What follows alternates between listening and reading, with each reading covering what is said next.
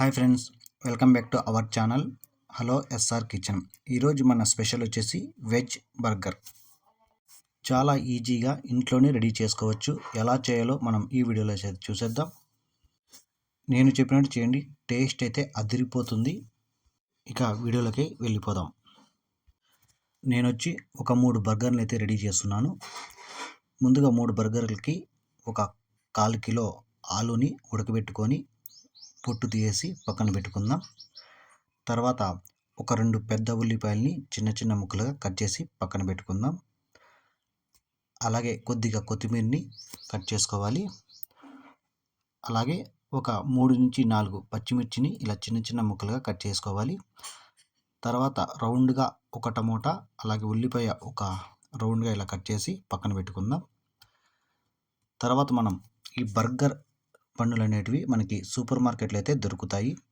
మీకు కావాలనుకుంటే సూపర్ మార్కెట్కి వెళ్తే మీకు ఈ బర్గర్ బన్నులు అయితే ఇస్తారు. ఇక నేను వచ్చి 3 బర్గర్లు అయితే తీసుకున్నాను. వాటిని మధ్యలో కట్ చేసి పక్కన పెట్టుకుందాం. మనం ఉడకబెట్టిన ఆలూని బాగా మ్యాష్ చేసుకోవాలి, మొత్తం బాగా నలుపుకోవాలి. ఇలా నలుపుకున్న తర్వాత 1/2 స్పూను పసుపు, 1 స్పూను కారం, అలాగే 1/2 స్పూను ధనియాల పొడి, రుచికి సరిపోయేంత సాల్ట్, అంటే ఒక 1/2 స్పూన్ వేసుకోండి సరిపోతుంది. తర్వాత చిన్న ముక్కలుగా కట్ చేసి పెట్టుకున్న ఉల్లిపాయని వేసుకోవాలి. అలాగే పచ్చిమిర్చి, కొద్దిగా కొత్తిమీరని ఇలా వేసుకొని మొత్తం ఒకసారి బాగా కలుపుకోవాలి. ఈ కారం, పసుపు, ధనియాల పొడి మొత్తం బాగా ఈ ఆలూకి పట్టేలాగా ఒక 5 నుంచి 6 నిమిషాలు బాగా కలుపుకుందాం. ఇలా బాగా కలుపుకున్న తర్వాత ఒక 3 ఉంటలుగా చేసుకొని ఇలా ప్యాటీస్ లాగా రెడీ చేసుకోవాలి. చూడండి, ఇలా ఉంటలుగా రెడీ చేసుకొని ఇలా ప్యాటీస్ లాగా రెడీ చేసి పక్కన పెట్టుకుందాం.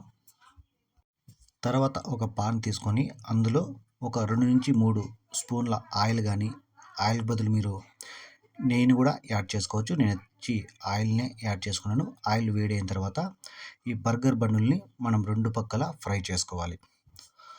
ఎక్కువసేపు ఏం అవసరం లేదు, ఒక నిమిషం, ఒక 1/2 నిమిషం మనం ఫ్రై చేసుకుంటే మనకి కొంచెం టేస్ట్గా మంచిగా ఉంటాయి. ఇలా ఒక పక్క అయిపోయాక ఇంకో పక్కగా మనం వీటిని కొంచెం రోస్ట్ చేసుకుందాం. ఇలా రోస్ట్ చేసుకొని పక్కన పెట్టుకుందాం. తర్వాత అదే పాన్లోకి ఒక 2 స్పూన్ల ఆయిల్ వేసి, ఆయిల్ బాగా వేడిన తర్వాత ఈ ప్యాటీస్ని ఇలా వేసుకోవాలి. ఇలా వేసి మీడియం లేదా లో ఫ్లేమ్లోనే వీటిని ఫ్రై చేసుకోవాలి.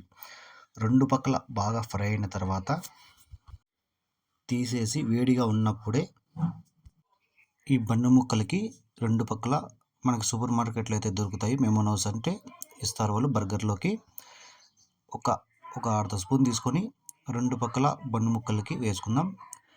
తర్వాత టమోటా కచప్ వేసుకొని ఆ బన్ను మొత్తానికి ఇలా పూసుకోవాలి. తర్వాత మనకి ఈ వేడి మీద ఉన్న ఈ ప్యాటీస్ని ఆ సాస్ మీద అయితే పెట్టుకోవాలి. ఇవి ఖచ్చితంగా కొంచెం వేడిగా ఉన్నప్పుడైతే బాగుంటాయి. ఇలా వేడిగా ఉన్నప్పుడే చీజ్ని పైన వేసుకోవాలి.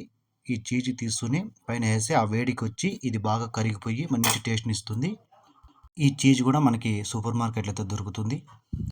ఇలా రౌండ్గా ఉన్న ఉల్లిపాయ ఒకటి, అలాగే ఒక టమోటాని, మీ దగ్గర ఇంకా క్యాబేజ్ ఉన్నా కూడా క్యాబేజ్ కూడా వేసుకోవచ్చు.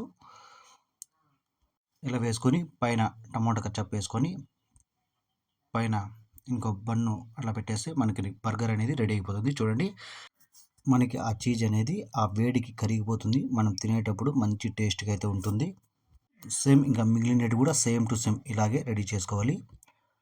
ముందుగా మెమోనైస్ కొంచెం స్ప్రెడ్ చేసుకోవాలి. తర్వాత టమోటా కచప్, తర్వాత ప్యాటీస్ వేసుకొని దాని మీద చీజ్ వేసుకొని మనకి టమోటా, ఉల్లిపాయ అలా వేసుకునేసి పైన బన్ను పెట్టేసి తినేయడమే. మంచి టేస్ట్గా ఉంటాయి. చల్లగా కాకుండా వేడి మీద తింటే సూపర్ టేస్ట్గా అయితే ఉంటాయి. చూసారు కదా, వెజ్ బర్గర్ ఎలా రెడీ చేయాలో. ఒకసారి మీరు కూడా ఇలా ట్రై చేయండి. ఎలా వచ్చిందో కామెంట్ చేయండి. ఖచ్చితంగా నా ఛానల్ని సపోర్ట్ చేయండి. ఈ రెసిపీ కానీ మీకు నచ్చితే లైక్ చేయండి, షేర్ చేయండి. Please subscribe. Thank you.